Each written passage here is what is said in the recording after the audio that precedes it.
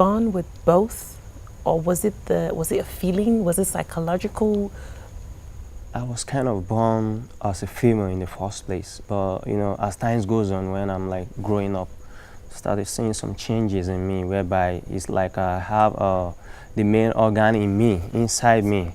But as time goes on, it's like as in started coming out gradually, you know, started growing up gradually at the end of it. I now find myself to be that too confusing that I don't think I'm a female because I'm seeing a different thing entirely about me. So whereby I'm like confused. And I came out on here like as in I have to channel this thing out to the whole Nigeria to see. Even if I'm kind of being on top of the world then that the whole world want to see me in the World Cup in terms of the football. But I just look at it that money won't be everything to me. I followed John's story because John used to be a member of the Super Falcons of Nigeria. I remember. He used to play football for the women's national team. That's how I got to know about his story. So you were brought up a girl. You felt you mixed up with girls, but inside of you were feeling like a man, right? Actually, inside of me, I'm kind of confused. I don't really know where I stand in the first place. I'm like confused, but what I do, all I understand myself a little bit about is like seeing myself whenever I feel like urinating, I go down like a female. Then the other way around, being of a male organ, it's not like kind of working in anything. But as time goes on, you know, I'm not that too comfortable with myself. I just like as I have to come out on here, like since my family is poor, there's no way how they can help me out while I'm giving birth to in the first place. I find out to like as in see myself in the world of soccer, whereby I could be able to use that channel to help myself out, since my family cannot be there for me on that area. So I think to God be the glory, I was opportune to be one of the hottest female footballer in town then. And by His grace, I was opportune to like as in sponsored out to go out for the surgery. Why I have to like change my sex organ to know the one that is more, either the female or the male. But yeah, because in the first place, why I'm here in Nigeria, when we went to the hospital, we were like as in I'm more of a male than a female. So it's like 40-60. How informed were the neighbors were? Did she undergo like some kind of bully, like, neighborhood, if they discover that you have, you are different. You are Anything different. You know, how did they take it?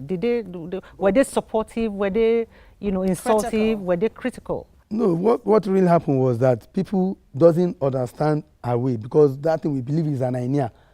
Are you getting me? We were thinking that thing as she was growing, we believe that thing will clear off, not knowing that this thing will still remain in her. So until she has been playing a female football, we now heard the news. It was that shock that killed my dad, because they were about to go for World Cup that time, USA World Cup or something like that. So when we now have the news that Yabo is not a female, that is a male. So there's something I have. Okay, so even as a family, what he's saying is, even as a family, they didn't know he was different. Yes, he was at we that know, point. we know there is something in her, but we believe it's just common idea. You that didn't know when he was, she was growing up, we believe that something will clear off until. So it was a shock of finding out that he was different. That the shock killed my dad. The dad.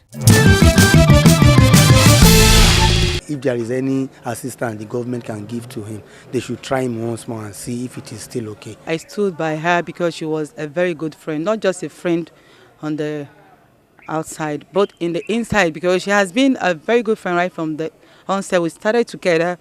She used to come to our house. I go to her place and things like that. So I can't keep away from her when she needed us most. So I was there for her all the time. How do we educate Nigeria? How do we get the message across that this is natural? This is nobody's fault. Things like this do happen. The first step is what you are doing here.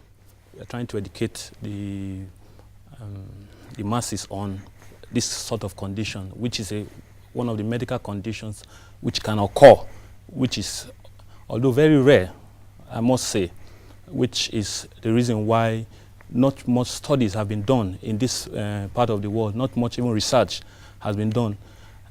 And the reason why is that most of these people don't even come out because of the stigmata and the shame and the harassment that most people who come out to present themselves as having this condition faced. So most people tend to shy away from presenting even to the for medical help, to seek medical help.